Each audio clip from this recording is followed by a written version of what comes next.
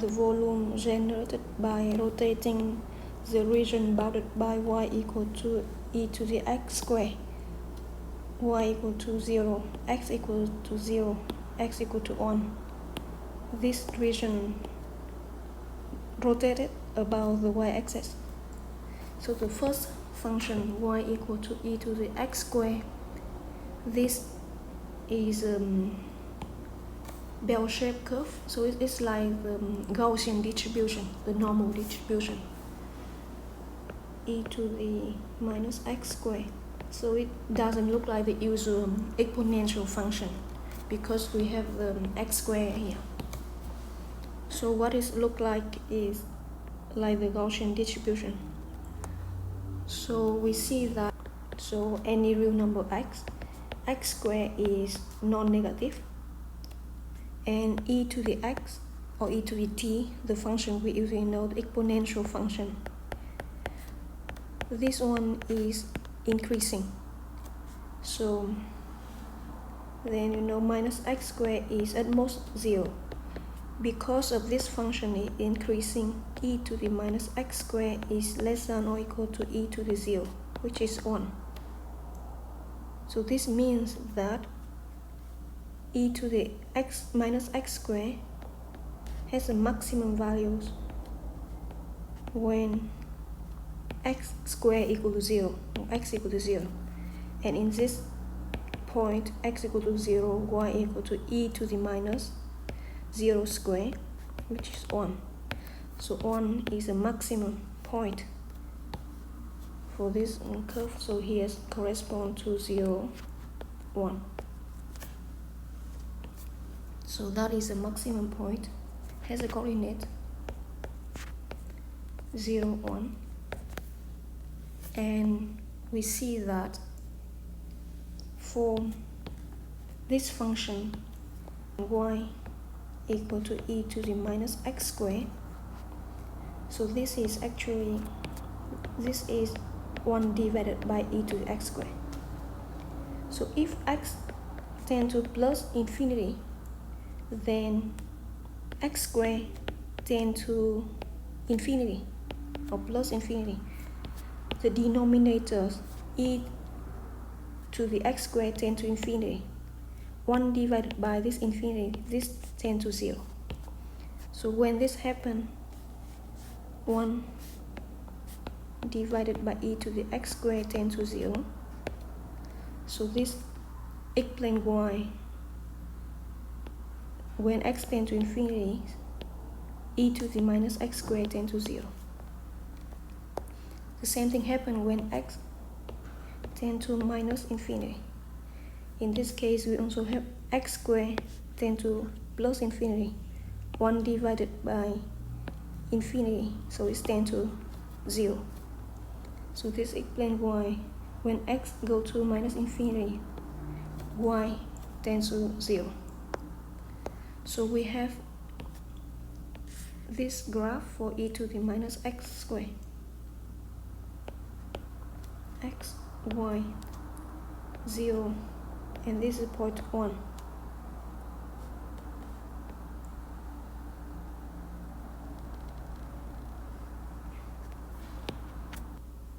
So this is the function y equal to e to the minus x squared.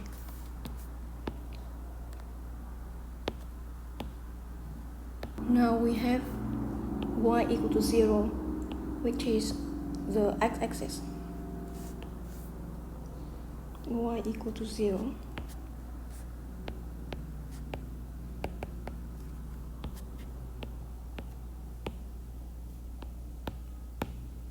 We have x equal to 0, which is the y-axis.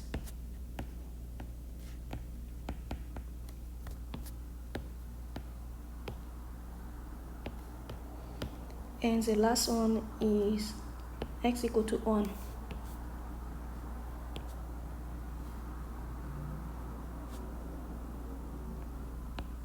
X equal to 1. It was this vertical line. So the region we have, the region bounded by these 4 curves, is this region. And we need to revolve this region about the y-axis.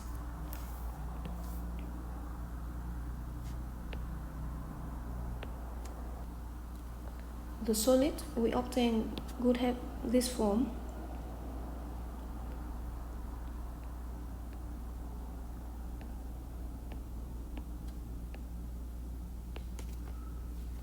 So it would look like this.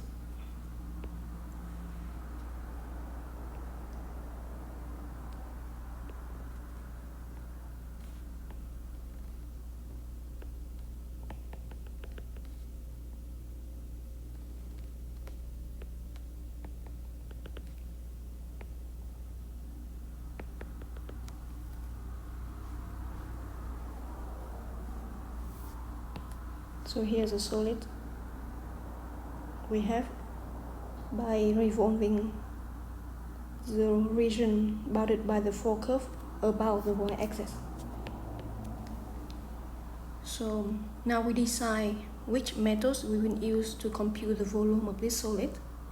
So if we want to use this method, that's usually what we try first. We stack this by the very thin disk and compute the sum of the volume of those disks. So in our case, if we slide perpendicular to the axis of revolution, so this would be dy. So let's check it here. Disk or washer methods.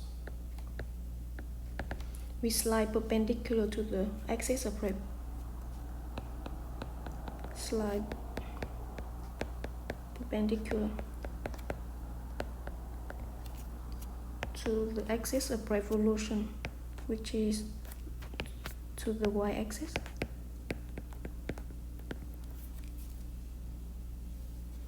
So in this case, we have dy.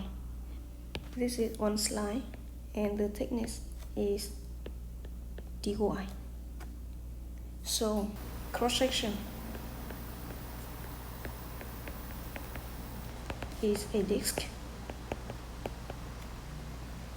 The area of the cross-section is the area of the circle. A cross-section is the area of a circle is pi r square. In our case, r square is this is the radius r, and radius r is a distance from the curve to the axis of revolution. So this distance is the corresponding values x for this y. So this is x and white here. White correspond to x.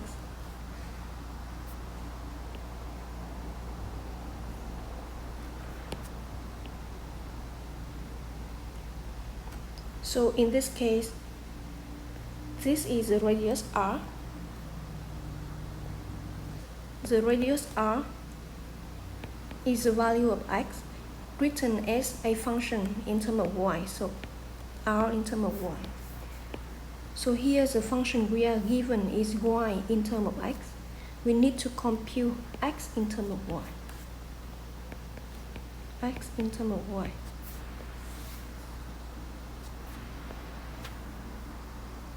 So that's the first thing. We need to compute x in terms of y to find.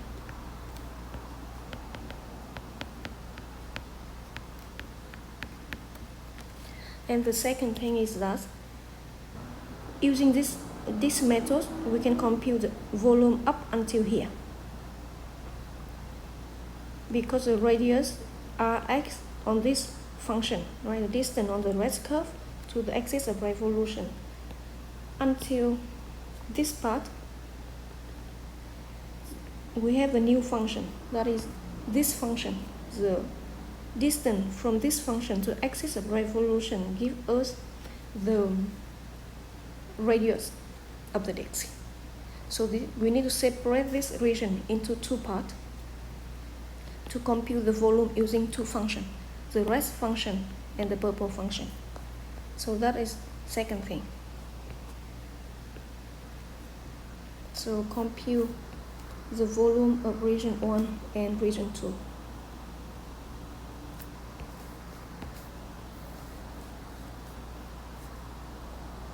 Volume of region 2, and the first one is the volume of region 1.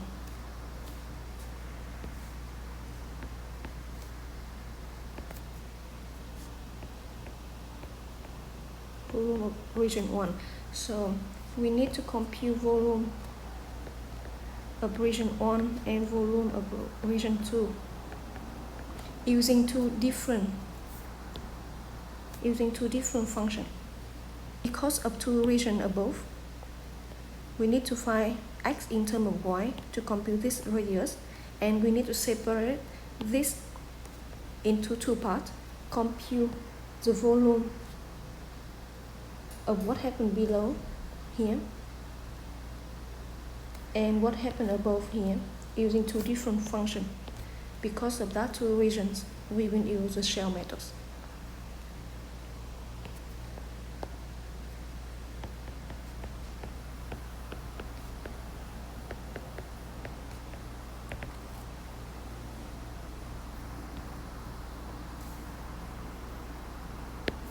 For the shell methods, we will slice parallel to the axis of revolution. We slide parallel to the axis of revolution. In that case, we create a partition of the segment 0, 1.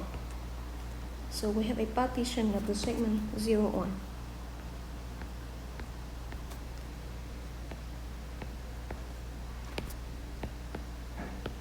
And each of this strip has the width delta x. And when delta x tends to 0, we have dx. By revolving this about the y-axis, what we obtain is a shell, a cylindrical shell. So this is a cylindrical shell we obtain after revolving the thin strip here about the y-axis.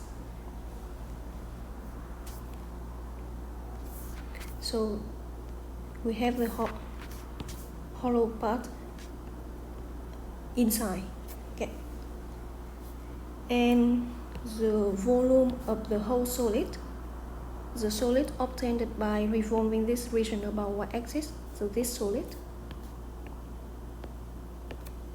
the volume of the whole solid is the sum of all volume of those cylindrical shell, the very thin shell. And we do it as thin as delta x tends to 0, so that it would be infinite, many cylindrical shell like that. This would be the integral from 0 to 1 of the volume of the small shell, of the thin shell. So now we compute the volume of those thin shell.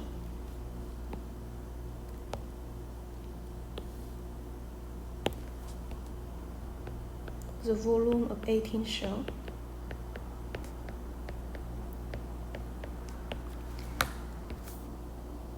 Say for this value x here, the corresponding point is has the coordinates x, y, where y is here.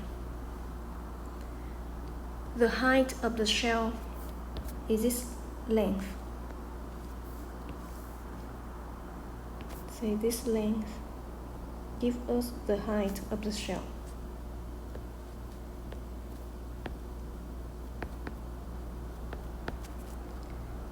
So the shell has height is the values y here correspond to x. So this is y written as a function of x. In our case, y is given as e to the minus x squared. For every value of x between 0 and 1, y is e to the minus x squared. E to the minus x squared. So that is the height. The width of a shell is dx. The width of a shell is delta x. When delta x tends to 0, we have dx. And now we need to compute what is the length. If we cut this shell along the height, we obtain a rectangular.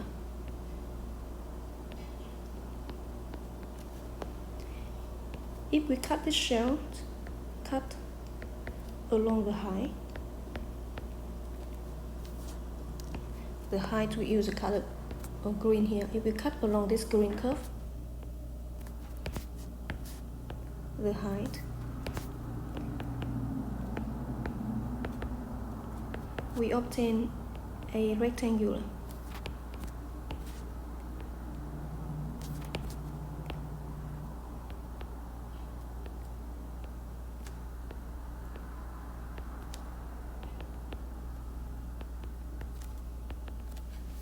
The height of the rectangular we know is this function e to the minus x squared. The width of the rectangular we know this is delta x. And now all we need to do is compute this length. The length, the red one here, is the circumference of this circle. So that circle has radius x. That circle has a radius of length x. So this is the radius, length x.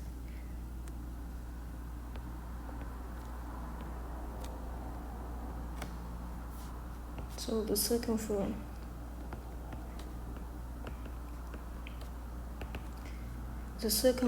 of a circle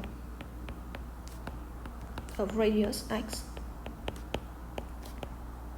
which is 2 pi x. So we have all data we need to compute the volume of a thin shell. So this volume is the circumference 2 pi x times the width dx times the height exponential of minus x squared. So we put dx here times e to the minus x squared dx. Now take the sum of all this volume of the thin shell, we obtain the volume of the whole solid.